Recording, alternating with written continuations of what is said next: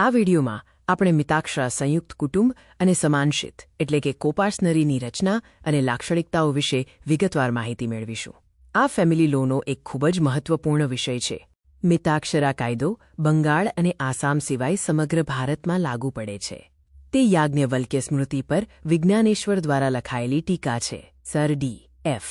મુલ્લાના મતે કોપાર્સનરી એ એવી વ્યક્તિઓનો સમૂહ છે જેઓ પૂર્વજોની મિલકત પર જન્મથી જ સમાન માલિકી હક ધરાવે છે.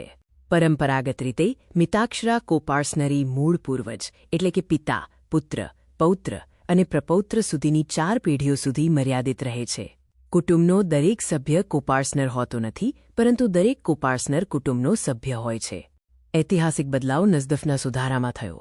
આ સુધારા પહેલાં માત્ર પુરુષો જ કોપાર્સનર બની શકતા હતા, પરંતુ હિન્દુ ઉત્તરાધિકાર સુધારો અધિનિયમ નઝફની કલમ 6 મુજબ પુત્રીઓને પણ જન્મથી જ પુત્ર સમાન કોપાર્સનરનો દરજ્જો આપવામાં આવ્યો છે. કોપાર્સનરીની રચના કાયદા દ્વારા થાય છે, કોઈ કરારથી નહીં. વ્યક્તિ જન્મ લે કે દત્તક જાય તે સાથે જ સભ્ય બની જાય છે. કોપાર્સનરને મિલકતમાં અધિકાર જન્મથી જ મળે છે. તેનો હિસ્સો અસ્થિર હોય છે, જે પરિવારમાં જન્મ કે મૃત્યુ સાથે વધે કે ઘટે છે.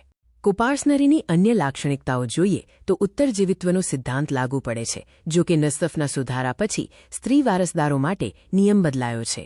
દરેક સભ્યને સમગ્ર મિલકત પર સંયુક્ત માલિકી અને કબજાનો અધિકાર છે. દરેક પુખ્ત કોપાર્સનરને વિભાજન માંગવાનો સંપૂર્ણ અધિકાર છે. સંયુક્ત કુટુંબનો વહીવટ સૌથી વડીલ વ્યક્તિ કર્તા કરે છે. કર્તાને નાણાકીય નિર્ણયોની વિશાળ સત્તા હોય છે અને કાનૂની જરૂરિયાત માટે મિલકતનું વેચાણ કરી શકે છે.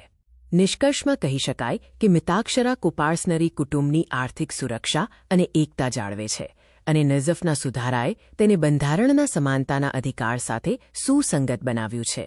પરીક્ષા માટે ખૂબ ખૂબ શુભેચ્છાઓ.